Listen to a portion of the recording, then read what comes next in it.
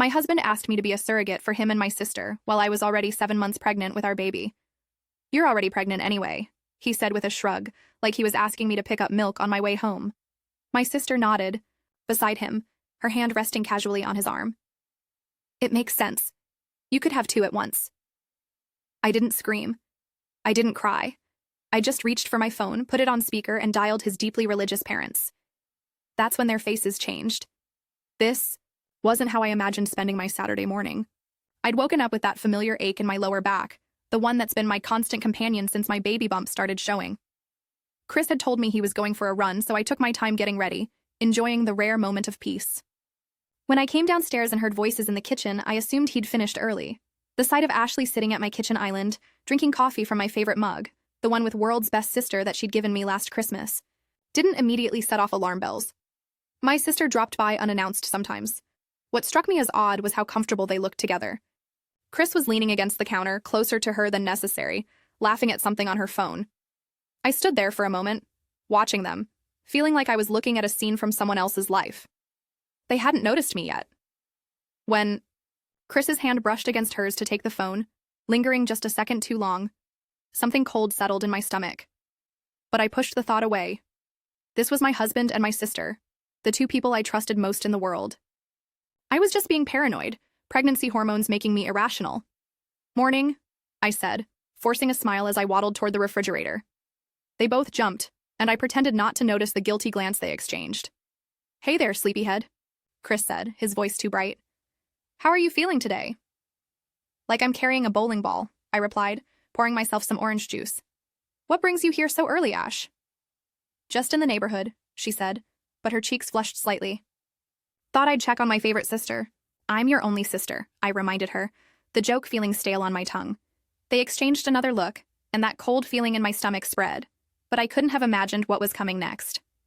Updated. Guys, your comments on my last post gave me courage. Some said I should have confronted them immediately, others praised my self-control. The truth is, I was in shock. Have you ever had that moment where reality feels like it's bending around you and you're not sure if you're in a nightmare? The past 3 years with Chris had been mostly good. We met at my cousin's wedding. He was the charming groomsman, who kept refilling my grandmother's champagne glass and making her giggle like a schoolgirl. By the end of the night, he had her blessing to ask me out, which he did, right there between the cake cutting and the bouquet toss. 2 years later, we were married in the same church, Ashley as my maid of honor, crying harder than our mom during the vows.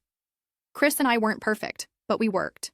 He was ambitious, sometimes a little too focused on appearances, but he balanced out my more practical nature. When we found out I was pregnant, he seemed genuinely excited, already talking about college funds and baseball leagues before I'd even made it through the first trimester.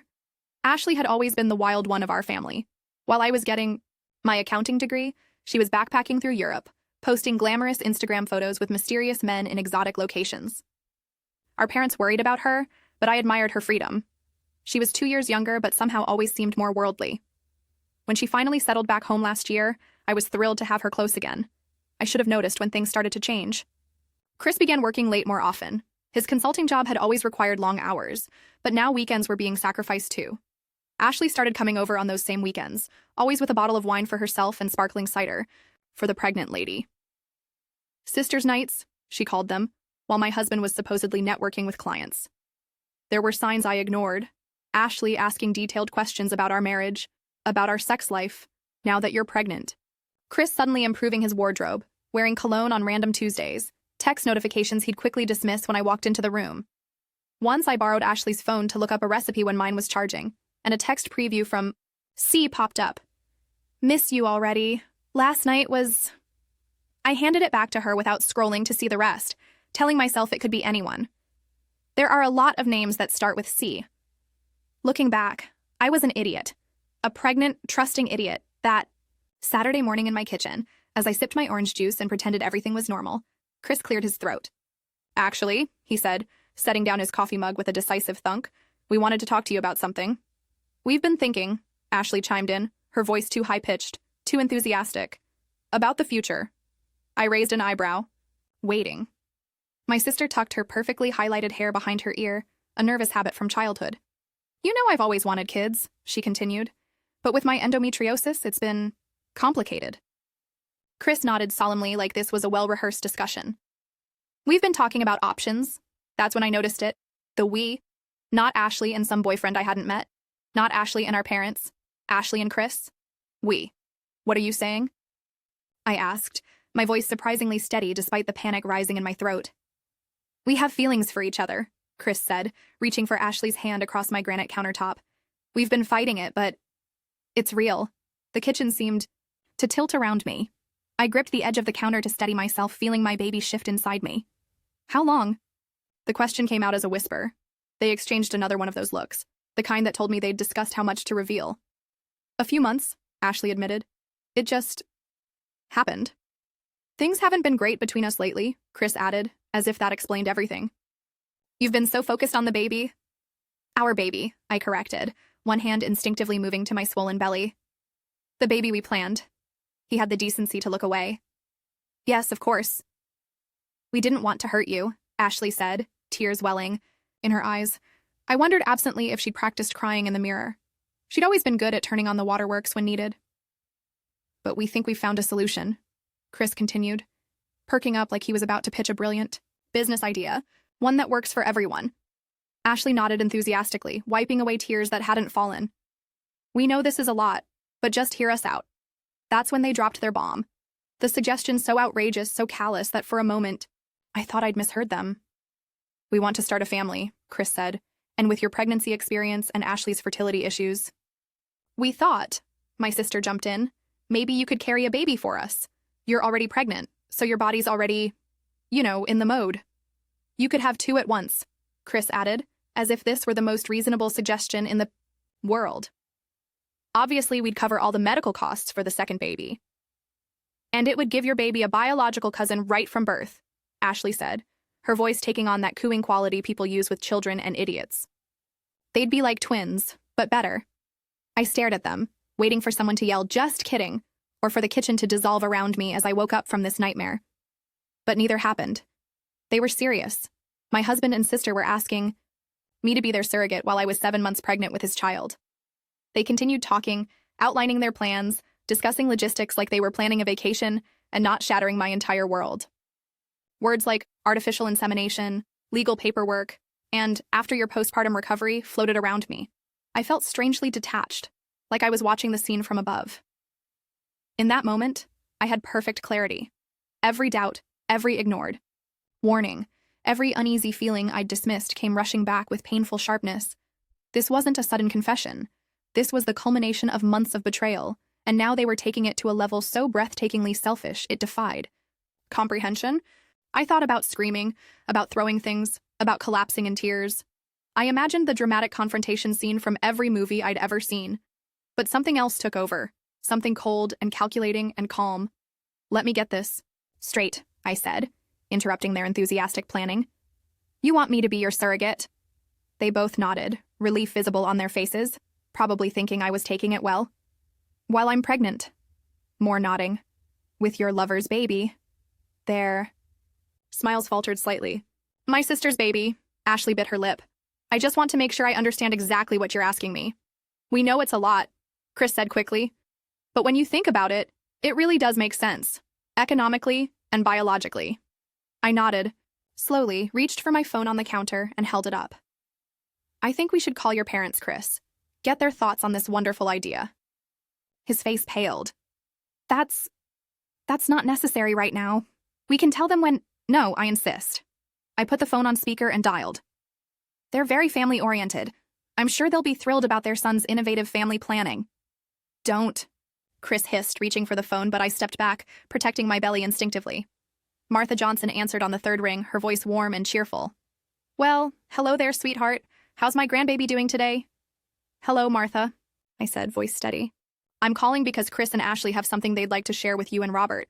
Is he there too? I saw panic bloom on their faces. Chris was shaking his head frantically, mouthing please over and over. Ashley had gone completely white. He's right here, dear. Let me put you on speaker. There was a shuffling sound. Robert, it's our daughter-in-law with some news. Hi there, Robert's deep voice came through. Everything okay with the little one? The baby's fine, I assured them. But Chris and my sister Ashley have just shared some interesting news with me. They wanted your input too, being the devoted Christians you are. I looked directly at Chris as I spoke, watching sweat bead on his forehead.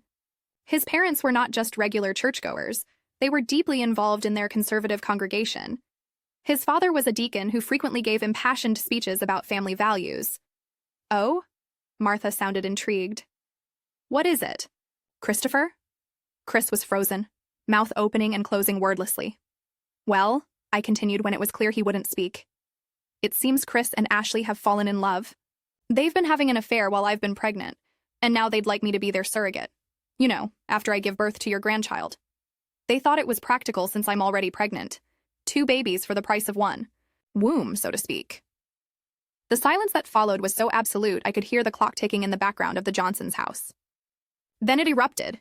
Christopher Michael Johnson. His mother's voice thundered through the speaker. What have you done? What followed was the most spectacular meltdown I'd ever witnessed.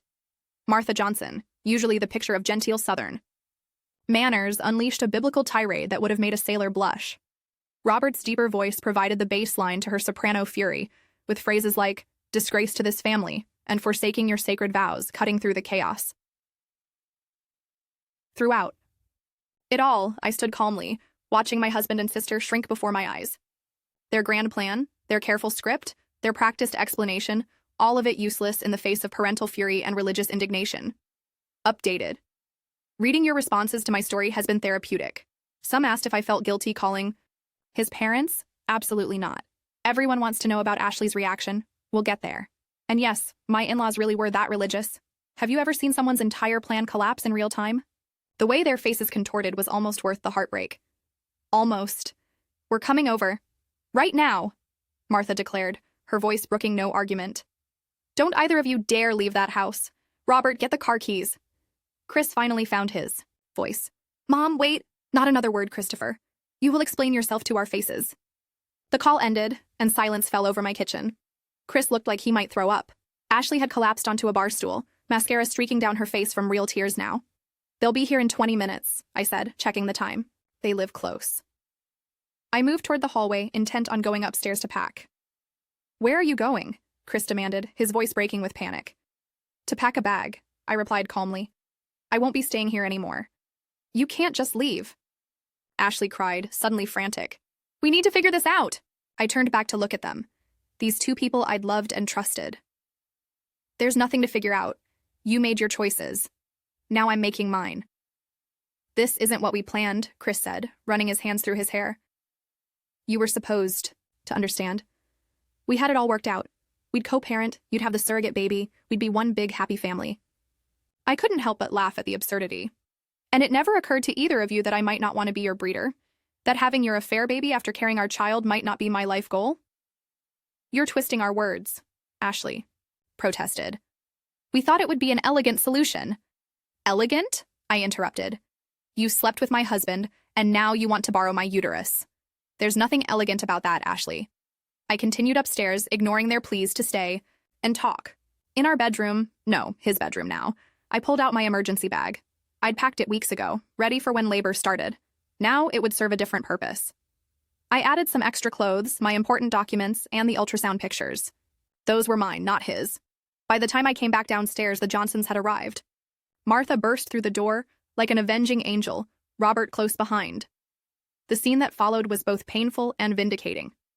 Martha alternated between yelling at her son and crying about the shame he'd brought to their family.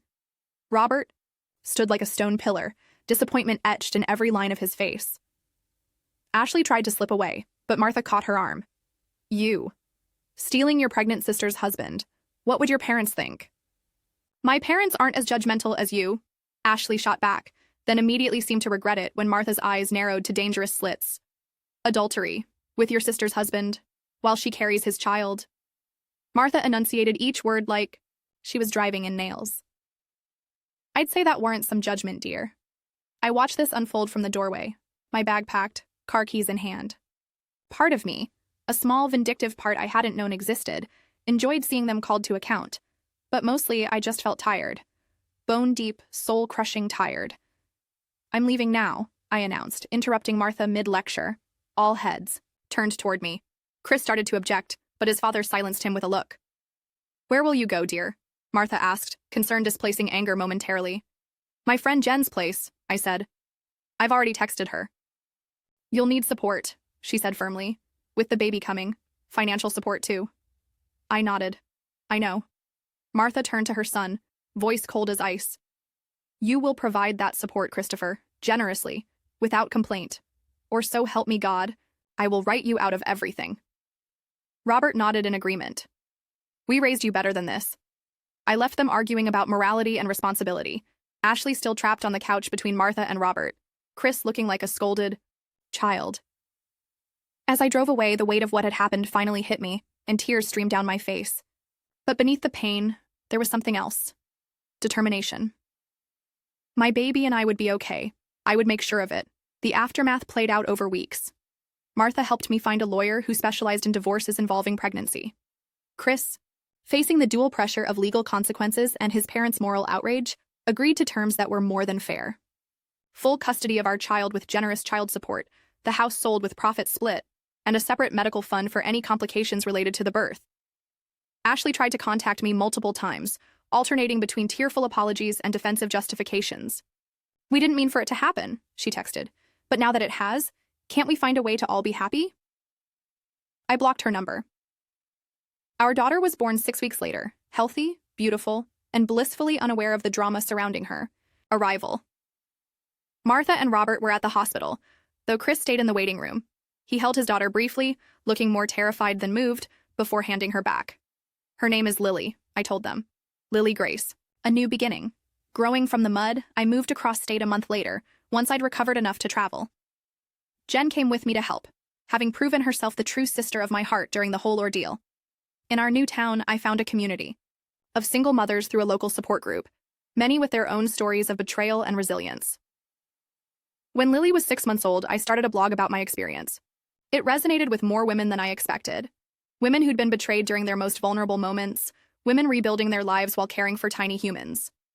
What began as therapy for me grew into an online support network, then local meetup groups, and eventually a registered nonprofit. Expecting better, providing resources, legal advice, and community to women navigating pregnancy and early motherhood amid relationship trauma. 3 years later, as I watched Lily chase butterflies in our backyard, my phone pinged with a notification. Ashley had tagged me in a social media post, the first contact since I'd blocked her number. It was a wedding photo. Her and Chris looking uncomfortable but determined to project happiness. The caption read, "New beginnings, family is everything." I deleted the notification without responding and turned back to my daughter, my heart, my real new beginning. They could have each other. I had found something better, my strength, my purpose, and the unconditional love of the little girl who called me mommy. Updated. Your comments mean everything to me. So many of you have shared similar stories. You're not alone. The question I get most: would I let my daughter have a relationship with Chris or Ashley in the future? That's tough. I believe children deserve to know their origins, but on my terms when she's old enough. Have you ever had to choose between protecting someone you love and letting them make their own decisions?